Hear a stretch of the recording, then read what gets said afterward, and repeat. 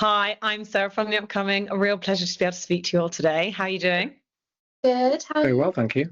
Not too bad. It's freezing outside, but great excuse to hunker down and be indoors, right? I have watched the first 2 episodes. I'm desperate to see the rest of it, completely hooked. For people who haven't had a chance to see it, though, obviously, can you give us a brief introduction? What can they expect going into Virdee? First and foremost, what I find really exciting about it and adventurous is the blend of genres. We have this really, high stakes crime thriller living in this elevated Gotham-esque world. We have the family drama that delves into real stories, about love, loyalty, the secrets we keep and what we're willing to do for those that we love. And then we have this gangland politics going on, and it's all set in the wonderful kind of city of Bradford. So that in itself, I think, is a really, really cool thing. But going into the actual breakdown of it, and I sound like I'm repeating myself, but it's going to sound good. It follows a cop who has been abandoned by his Sikh family for marrying the woman of his dreams, the woman he's loved, Simon Virdee, who happens to be a Muslim. And this situation of identity and displacement within the family starts coming to the surface when his son Aaron is getting older, and he starts questioning what that means for his son.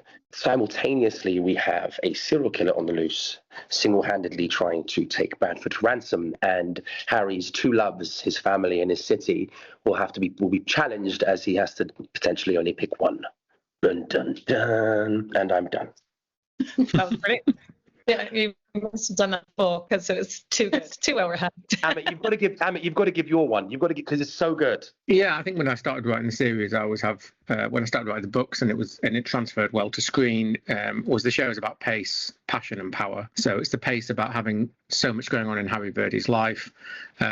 It's the passion to do with his relationship with his wife, but also his family, and then it's the power struggle in Bradford between him and his brother-in-law and the politics that are going on within the city. But what it allows me to do is when you have pace, passion, and power, you can intercut the scenes so that you're landing all 3 beats, whether it's in a particular scene or whether it's in a particular episode or sequences. Yeah, I'll just add that on to Staz's amazing breakdown. And I guess casting your mind back when you were first writing the novels, what were your initial inspirations? Because as you both very well articulated there, it does kind of it has the beats of a classic kind of crime thriller and a police procedural, but it's given this fresh twist, I guess, by the specificities of it being set in the UK, set in Bradford, and brings in all this kind of family drama element, these issues around kind of identity that we're very much dealing with in modern multicultural Britain. So what gave you the initial inspiration? But did you already have in mind of this being put on screen, whether that be a series? Yeah, I mean, I was raised in a convenience store, and we had a video library back in the days when you would go to the shop to hire a video. So my youth was just spent watching endless videos back to back, way outside my age range, and I was obsessed with thrillers. Really obsessed with them, and there was a couple that really changed my life. Silence of the Lambs is the big one, because that was based on a book, and it was the first time I'd ever realised that a movie could be adapted from a novel.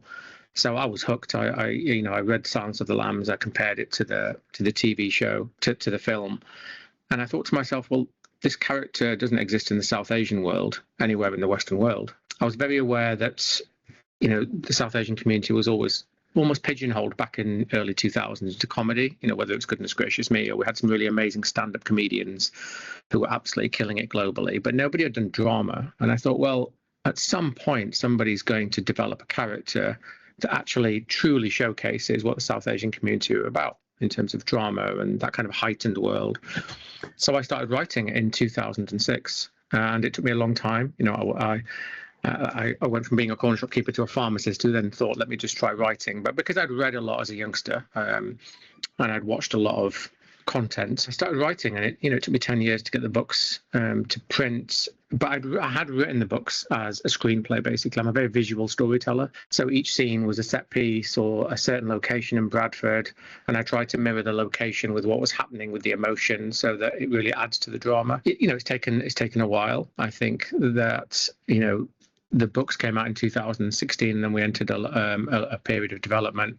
But it has been really incredible to see it transfer to screen. I'm really thrilled with it. And for you, Staz, taking on this character of Harry, I mean, as we've kind of like touched upon there, you know, he is having to kind of border these two completely different worlds. And then even within his family sphere, there's such a contrast between this, you know, really loving relationship, this loving family, and then also, you know, not being accepted by his own nuclear family. Then you contrast that again with, you know, the sort of horrors he's having to face in his job.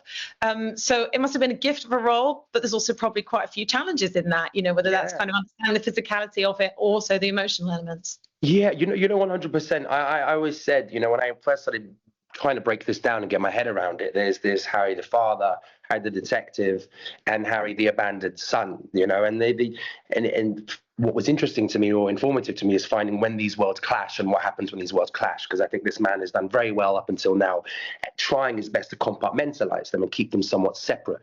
And inevitably, when you care enough about multiple things, these worlds start colliding. And that was a complex concept to try and take on.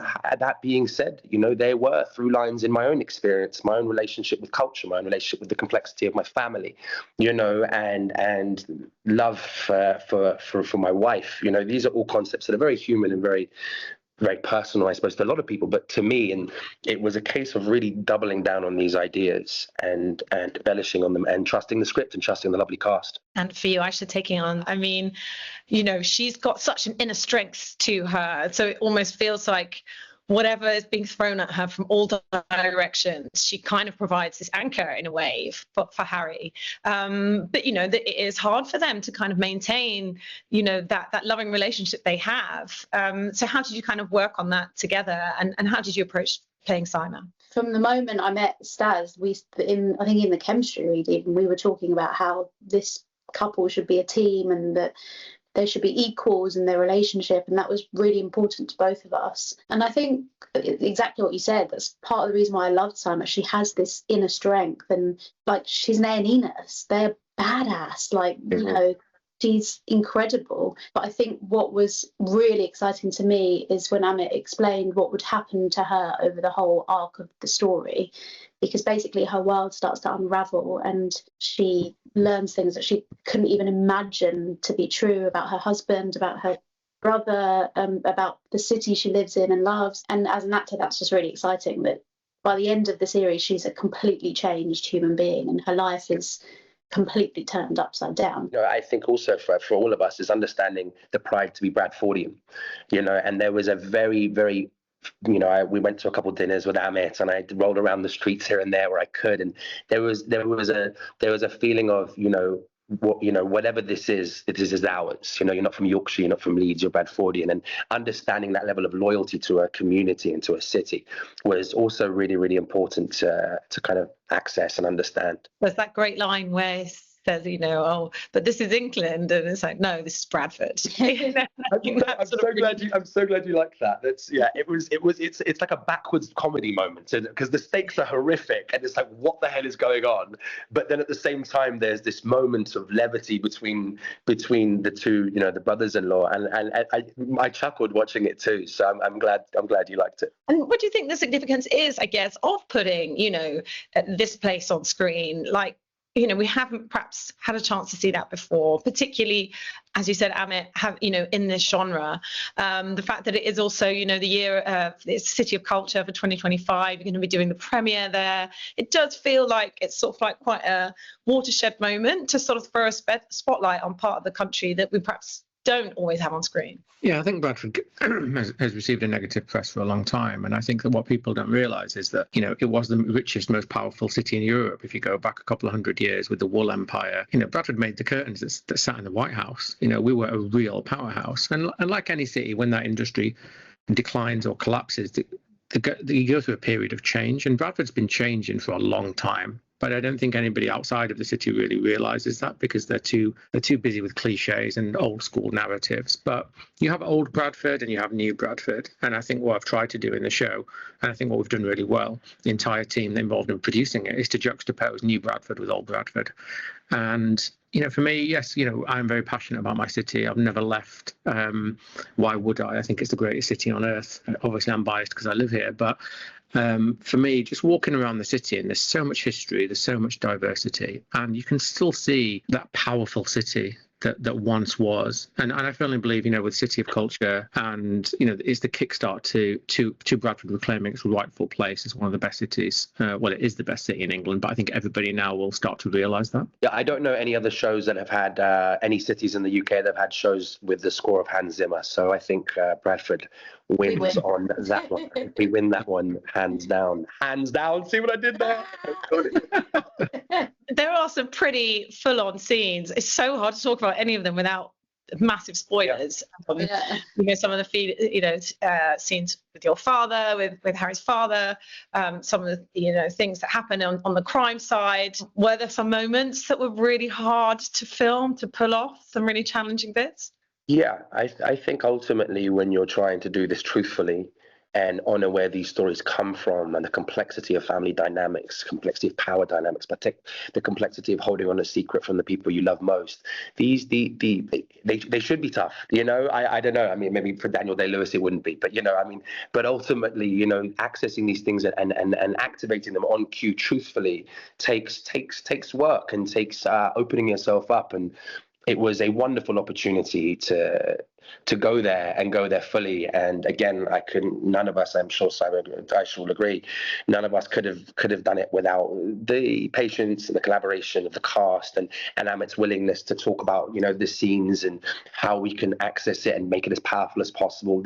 The collaborative nature is how we got there. So I can feel like sometimes conversations around representation on screen can become a bit cliched, but why do you think it is important to keep having these conversations and to keep throwing a spotlight on different parts of our culture? I mean, not that long ago, we had politicians saying, multiculturalism in the UK has failed, which seems like an absolutely insane thing to be talking about in 2024, 2025. But that's kind of the reality. It can feel sort of like one step forward, two steps back. So do you feel like actually, film and TV can play a part in kind of opening up those discussions in a more nuanced way? Yeah, they can. I mean, look, at the end of the day, I think that we need to get to a place where we don't talk about diversity anymore because it's normal. It's just mainstream. And it's not something tokenistic or something that people think, oh, hang on, let's, an agenda or a quota. It just needs to become everyday, run-of-the-mill, almost boring because it's so common. Because that's the Britain that we live in. This is a diverse country.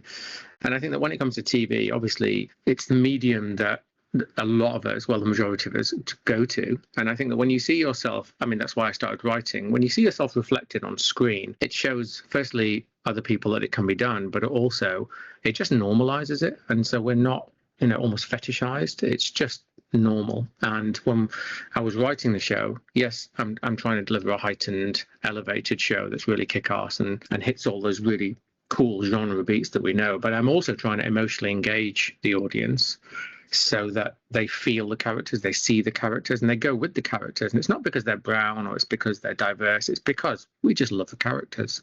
We love the relationships and we love who they are, not what they are.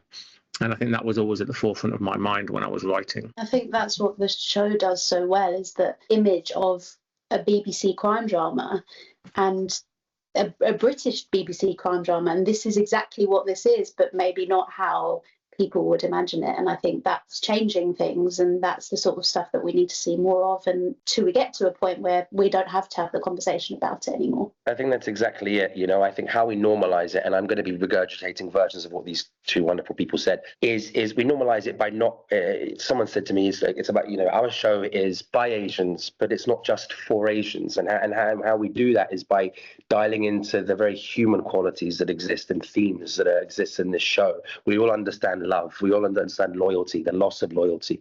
These are concepts that go beyond race, and I think that is how we level the playing field, as you said, not fetishizing it, not making it a cliche, just making these stories about humans, and I think that's really wonderful. And again, what I think our show does really, really well. Well, very well put. Thank you so much for sharing all that with me. I think my time's up. Can't wait for everyone else to see that. One more question, Sarah. Go on, you've got one more. No, Stop us. On a roll. My time, I'll get in trouble. But thank you so much. It was so nice. Take care. To meet you. Take care.